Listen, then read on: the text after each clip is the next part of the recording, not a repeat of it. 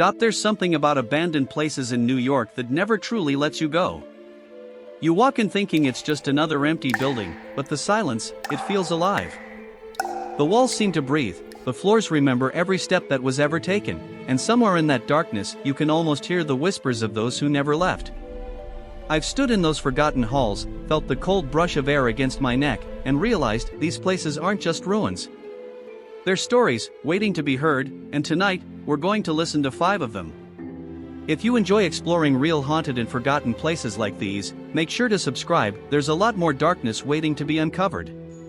1. Bannerman Castle, Palapel Island, Hudson River, New York. I still remember the first time I saw Bannerman Castle rising out of the Hudson River. It was a misty autumn morning, the kind where the fog sits heavy on the water and everything feels older than it really is. The castle looked like a ghost from another time, its stone towers broken, its windows hollow, its walls crawling with ivy. I'd heard the stories before I came here, of course. Everyone in the area had. But standing on the shore, staring across at Palapel Island, it felt different. The air was too still, too watchful, like the place itself was waiting for me to come closer. I managed to get there on a small rented kayak. The water barely moved beneath me, but every small sound, the drip of the paddle, the ripple against the hull echoed like a warning. When I reached the island, the silence was so thick it pressed against my ears. The path leading up to the ruins was covered in fallen leaves, soft enough that my footsteps made no sound. It was strange, walking towards something that felt alive even in ruin. The first room I entered still had pieces of old metal scattered across the floor, rusted relics from when the place was used to store ammunition. The story goes that in 1920, an explosion destroyed most of the structure, killing several workers and forcing Bannerman's family to abandon it. Some say the spirits of those men never left. I didn't believe that, not really, until I heard the whisper. It was faint, almost like a sigh, coming from the far corner of the room. I froze. I told myself it was the wind, but there was no wind. Then it came again, clearer this time, like someone calling from behind the broken wall. I tried to convince myself it was a bird, or the water moving outside, but deep down, I knew it wasn't. My flashlight flickered once, then went dark. For a moment, I stood there, breathing hard in the silence, feeling that unmistakable sense of being watched. When I finally got the light back on, I saw something that I'll never forget, a single footprint in the dust, fresh, leading away from where I stood. There hadn't been anyone else on the island. I followed it slowly, every nerve in my body on edge. It stopped near the outer archway. Right where the walls were blown apart long ago. That's when I heard it again, a man's voice this time, low and broken, whispering my name. I didn't stay to find out how he knew it. I ran back to the kayak, heart pounding so hard it felt like thunder in my chest. Even as I pushed off from the island, I could still feel eyes on me from the ruins. When I looked back, just once, I saw a faint light flicker in one of the castle's empty windows, like someone standing there with a lantern, watching me leave. People say Bannerman Castle is haunted by history. I think it's haunted by memory, by all the things that were never meant to be forgotten. And sometimes, when the river is quiet and the fog is thick, I swear I can still hear that whisper, calling me back. 2. Letchworth Village, Haverstraw, New York. I went to Letchworth Village on a gray afternoon in late October. The sky hung low, and the wind moved through the trees like a warning. I'd read about the place before, the stories of neglect, of children left alone in cold rooms, but reading about it and standing in front of it were two different things. The first building I saw looked like it was breathing. The windows were shattered, but inside the curtains still hung, swaying gently even though there was no breeze. I walked past the rusted gate and onto the cracked path leading deeper into the complex. The silence was thick, broken only by the crunch of dead leaves under my boots. I didn't expect to feel anything. I told myself this was just another abandoned institution, another piece of forgotten history. But as soon as I stepped through the doorway of the first ward, the air changed. It felt heavier, colder. My breath came out in thin white clouds, even though it wasn't that cold outside. Inside, everything smelled of dust and rot. Paint peeled from the walls in long strips, and the floor was scattered with broken glass and old furniture. In one room, a small metal bed stood alone in the corner, the mattress torn open. I remember touching the frame, it was freezing, as if it had just been pulled from ice. And then I heard something soft, almost tender, a hum. A child's hum. It came from the hallway behind me. I turned around quickly, but no one was there. The hum stopped. I started walking again, faster this time, trying to convince myself it was just the wind slipping through a crack in the wall. But the deeper I went, the more I felt like the place was alive. Every few steps, I thought I heard something, a whisper, a footstep, the creak of a door slowly moving. I stopped at the end of a long corridor and shined my flashlight toward a row of empty rooms. That's when I saw it. A small figure stood in one of the doorways, no taller than a child. My light flickered, and for a second, it looked like she was moving toward me. I called out, thinking maybe it was another explorer. No answer. Just silence. Then, as suddenly as she appeared, she was gone. My hands were shaking. I could still hear that same soft humming echoing down the hall, circling me somehow, as if the sound was in the walls themselves. When I finally stepped back outside, the air hit me hard and warm, and I realized how cold it had been inside. I looked back once, and in one of the upper windows, I swear I saw a face watching me. A small, pale face pressed against the glass. I didn't stay to see if it was real. Driving away, I kept thinking about that hum, about how it didn't sound sad or angry, just lonely. Letchworth Village isn't just haunted by ghosts. It's haunted by memories of people who were forgotten long before they died. And maybe, just maybe, they're still waiting for someone to remember them. 3 Riverside Hospital, North Brother Island, NYC. The boat ride to North Brother Island took less than 10 minutes, but it felt like I was crossing into another world. The city behind me faded into gray, and the only sounds were the soft slap of waves against the hull and the distant cry of seagulls.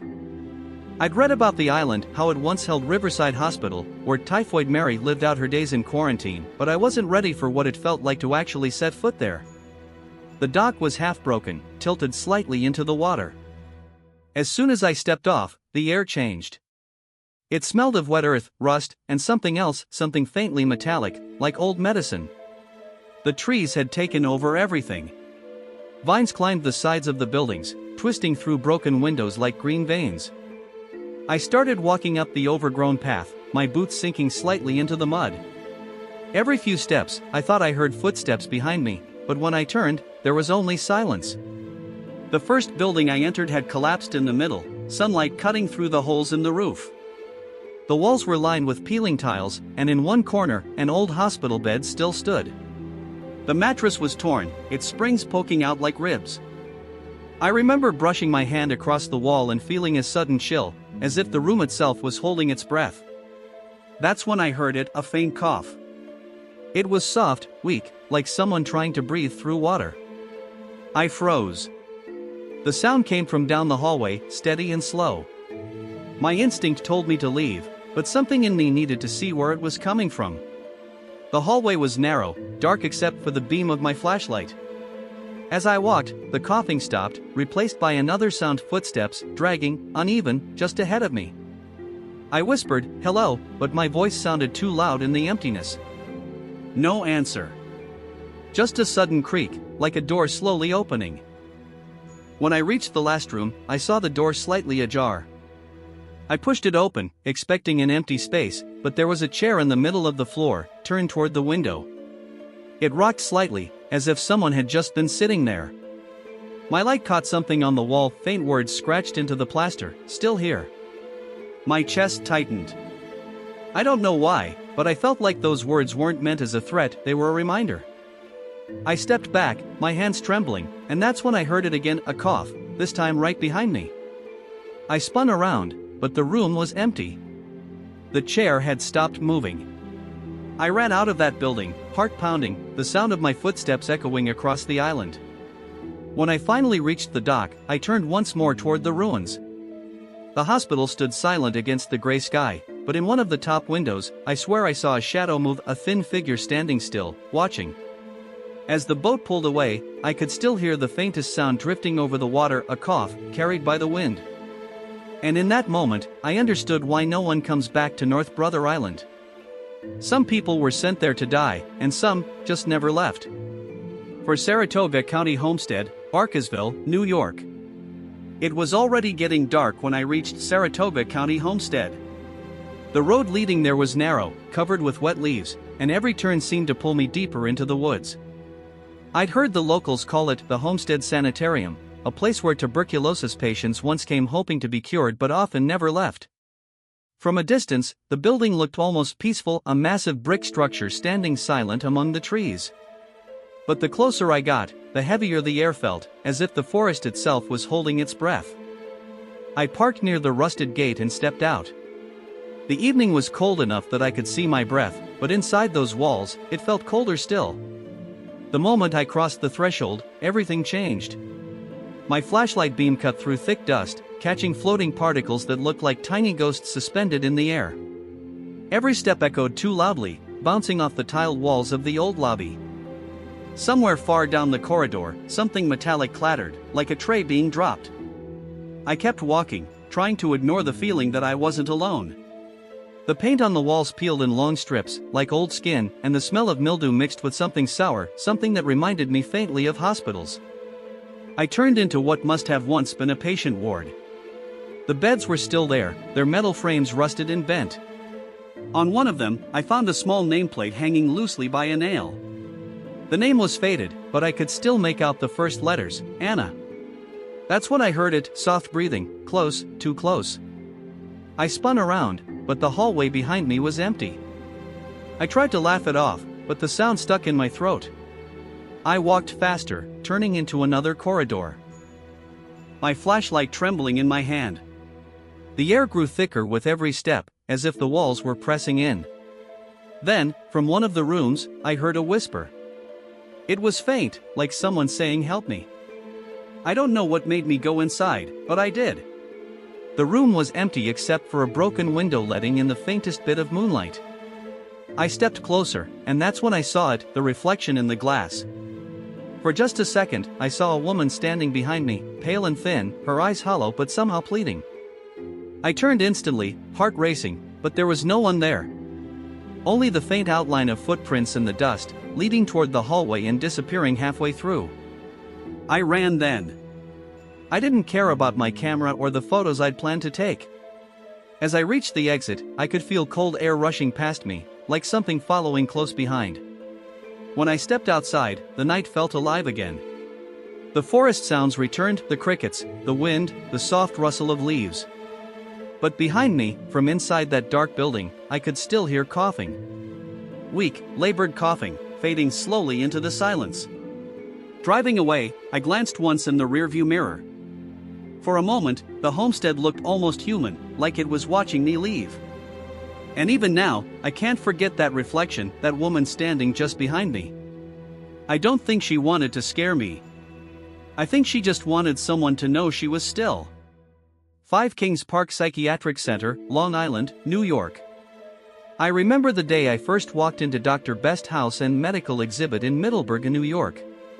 The air was heavy, the kind that made you feel like someone was quietly watching from the corners. The building itself looked frozen in time, a Victorian home-turned museum, but deep down, I knew this place held stories far darker than any exhibit could tell. I had heard whispers from the locals. Some said the spirit of Dr. Best himself still roamed the hallways, tending to patients that no longer existed. Others spoke of strange cold spots and the faint sound of footsteps on nights when no one was inside. I wasn't sure what to believe until I decided to see it for myself. The door creaked when I stepped in. Every room smelled faintly of antiseptic and aged wood. Old medical tools lay neatly displayed, their metallic edges glinting under the dim light. I tried to imagine what it must have been like, patients trembling on the old examination table, the doctor's calm voice promising, "You'll be all right." But somehow, the air around that table felt unsettled. As I walked deeper into the house, I noticed the temperature dropping. My breath became visible, though it wasn't even cold outside. The silence felt unnatural, not peaceful, but tense, as if the walls themselves were holding a memory they didn't want to share. I turned a corner and saw a mirror, large, cracked, and covered in dust. For a second, I thought I saw someone standing behind me in a white coat. I spun around, no one was there. I told myself it was just my imagination, but then the faint sound of a woman crying came from upstairs. The sound was distant, muffled, like it was coming from behind a closed door. My heart started to race, but curiosity got the better of me. I followed the sound up the narrow staircase, each step groaning under my weight. The crying stopped the moment I reached the landing. There were 3 doors. 2 were open, showing old medical records and bottles filled with strange liquids. The 3rd door, at the end of the hall, was closed. I reached for the knob, but before I could turn it, the sound of something heavy dragging across the floor echoed from the other side. That was enough. I stepped back, my hands trembling. As I left the house, I glanced back through one of the old windows. I swear I saw a shadow move past the curtain, slow and deliberate, like someone watching me leave. I don't know if it was Dr. Best, one of his patients, or just my mind playing tricks. But one thing I know for sure, that house remembers everything. And sometimes, it still tries to show you. Even now, when I think about that day, I can still hear the faint sound of footsteps following me, as if something from that house came out with me and never quite left.